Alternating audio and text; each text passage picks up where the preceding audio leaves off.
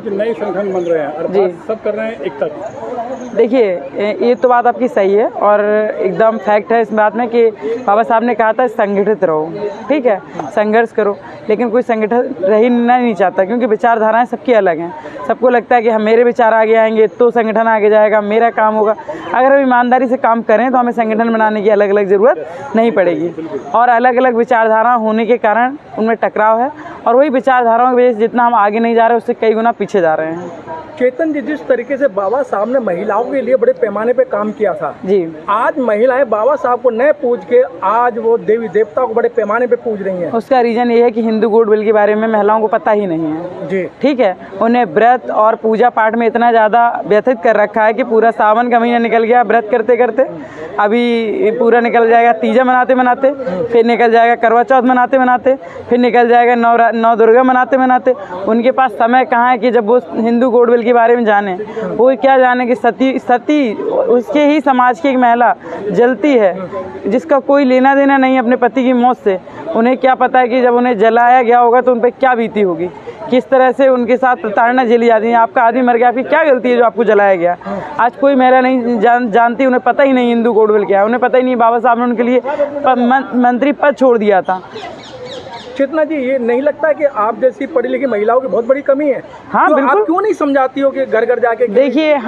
देखिए जो मनुवादियों ने एक जड़ दिमाग में उत्पन्न कर दी है, ठीक है, कि अगर आप ये व्रत करेंगी तो आपको पुत्र हो जाएगा, वो व्रत करेंगी तो आपको अच्छा पति मिल जाएगा, ठीक है। ये जड़ें जो हैं, आपकी जो रूट है, वो जो जड़ें हैं जो खोखली कर दी गई हैं, ठीक है। हम पढ़ी लिखी लड़कियों से डिस्कस करते हैं जो हमारे साथ पढ़ती लिखती हैं, उन्हें 24 घंटे सिर्फ एक ही चिंता रहती है, कब हमें अच्छा बॉयफ्रेंड मिल जाए, अच्छा पति मिल जाए, ठीक है। और उन्हें यही पता नहीं है कि अच्छा पति क्यों मिल जाए। आप खाते हो तो साथ में खाते हो, आप पीते हो तो साथ में पीते हो, कुछ भी करते हो तो आप साथ में करते हो। वो पुरुष की भी तो ऐसी सोच होनी चाहिए, सिर्फ महिलाओं की ही क्यों है? क्योंकि उन्हें वहीं तक सीमित कर रखा है कि आपकी शादी हो जाए, आपका अच्छा पति हो जाए, अच्छे बच्चे हो जाए, लड़की नहीं हो रही तो लड़का हो जाए, लड़का नहीं हो रहा तो लड़की हो जाए। ये सोच है, इसी में वो व्यथित है।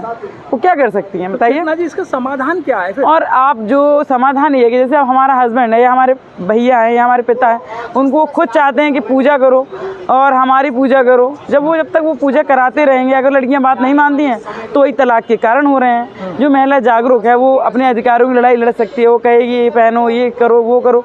लोगों को पसंद नहीं आ रहा, उसी से तलाक हो रहे हैं, उसी से हत्याएँ हो रही हैं, उसी से मर्डर हो रहे हैं, गैंग रेप, किडनैपिंग, ये सारी चीज़ें। एक विचारधारा है ना, आपके नज़रिए नहीं आप बदल पा रहे हो।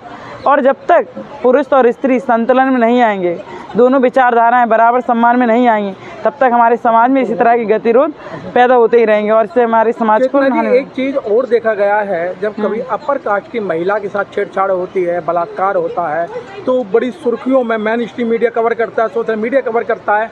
अगर मनीषा का बलात्कार होता है, अगर मुजफ्फरपुर के अंदर, अगर बिहार के अंदर एक दलित लड़की के साथ बलात्कार होता है, तो सभी के मुंह में दही जम जाती है। मीडिया नहीं उसे दिखाता है। इस मीडिया इसलिए नहीं दिखाता कि जो दलित चैनल हैं, ठीक है, जो दलित चैनल हैं, दलित रिपोर्टर हैं, वो सही से पत्रकारिता अपने समाज की आवाज़ उठा नहीं पाते।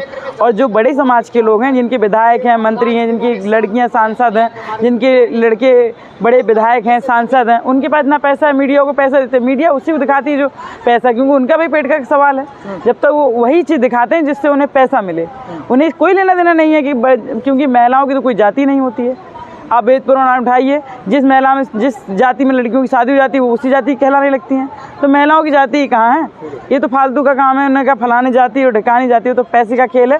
जिसको जहाँ रुपया मिलता है, उस पत्रकारिता, जिस न्यूज़ से पता है कि इन विधायक सांसद को फ़र्क पड़ रहा है, वही न्यूज़ आगे चल रही है। जिस न्यूज़ से विधायक सांसद फ़र्क नहीं पड़ रहा है, वो न्यूज़ चल ही नहीं रही है। क्योंकि महिलाओं का तो शोषण, चाहे रामायण हो, चाहे महाभारत हो, चाहे कल एक धरना प्रदर्शन हो जाए, आंदोलन हो, कुछ हो जाए, महिलाओं को कुचल दिया जाता है, मार दिया जाता है। उनका कोई संरक्षक था ही नहीं। अगर संरक्षक था सही मायने में, अगर कोई काम किया है, इतने मंत्री संतरी आए, कानून मंत्री आज भी हैं, कहाँ है कानून मंत्री? उनकी क्या विचारधारा है समाज के प्रति, महिलाओं के प्रति क्या है उनका? उन्हें कहा ये कानून बदल दो, वो कानून बदल दो। महिलाओं के कानून की बात क्यों नहीं करते हो आप?